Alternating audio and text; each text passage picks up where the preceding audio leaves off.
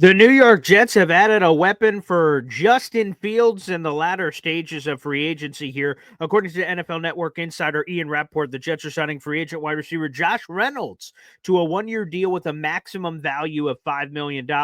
He's got familiarity with everyone. He obviously was on the Broncos, so that's familiarity, with general manager Darren Muji. You've got time with Aaron Glenn and Tanner Engstrand crossing over during their time with the Detroit Lions. He's originally a fourth-round pick back in 2017 by the LA Rams, spent the entirety of his rookie contract with the Rams, and then he sort of bounced around the league. 4 years with the Rams, a year with the Titans, 3 seasons with the Lions, a year and some change here over the last season. He was with the Denver Broncos and the Jacksonville Jaguars. So there's familiarity with every level of this team, from the coaching staff to the front office. When you look at the overall production during his 8 years in the NFL, he's had 233 catches for 3,127 yards and 20 touchdowns. Recently, he wasn't wildly productive. This past season, 13 catches, 194 yards, and a touchdown. But he had a nice productive season in 2023 with the Lions, appearing in all 17 games, having 40 catches for 600 yards and 5 touchdowns. Also, interesting note, this is the first signing of this new regime that has a player that is 30 years of age. All of the players the Jets have signed have been younger. Shout out to Zach Rosenblatt of The Athletic. And you look at the Jets wide receiver room, here it is. You got Garrett Wilson. That guy's pretty good. Alan Lazard for now. We'll see what happens there.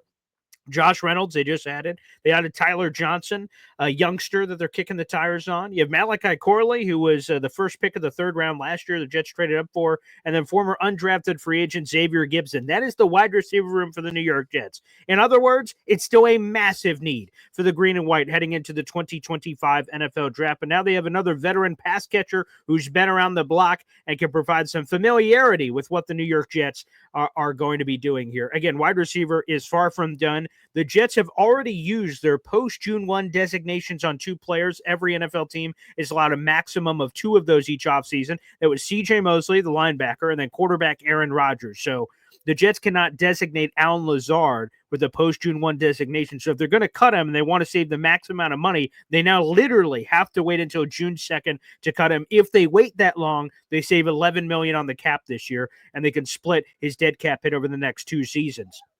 If they decide to cut him today, let's just say, the Jets would save about $6 million in change with Alan Lazard, but they'd also be dealing with a dead cap hit. He obviously brings some blocking to the table, but there was a lot of baggage with him not being this great team player on the New York Jets in year number 1 after Aaron Rodgers went down. So I'm not sure how long Alan Lazard is here for this roster, but it behooves the Jets to keep him until they find somebody better. Again, whether that's an aggressive move in the draft, drafting one of the top flight receivers available in the 2025 NFL draft, or some sort of a trade, perhaps, adding to the mix here. So another weapon for Justin Fields in this offense. He won't totally move the needle, but boy, the Jets just need warm bodies at this point at the wide receiver position. Make sure you guys like the video, hit subscribe, stay tuned here for all the latest. Anytime the New York Jets have news or heavy rumors that involve some sort of a conversation, we bring it to you here in short form. Also, we have long form shows. They're live every single day at 7:30 in the morning. That is Boy Green Daily.